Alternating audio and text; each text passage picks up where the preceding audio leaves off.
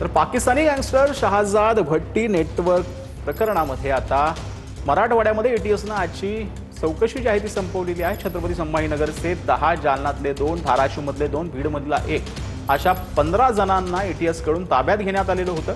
संबंधितांची एटीएस कार्यालयामध्ये तब्बल 10 तास चौकशी झाली।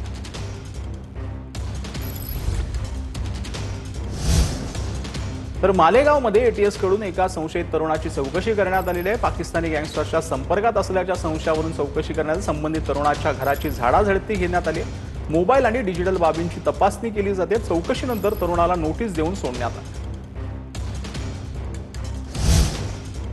तर अकोल्यामध्ये कृषी अधिकाऱ्यांच्या केबिनला शेतकऱ्यांनी टाळं लावलं। अकोल्यामध्ये बोगस बियाणांमुळे शेतकऱ्यांचं आर्थिक नुकसान झाल्याचा आरोप आहे। संतप्त शेतकऱ्यांनी आज कृषी अधीक्षक कार्यालयावर धडक दिली।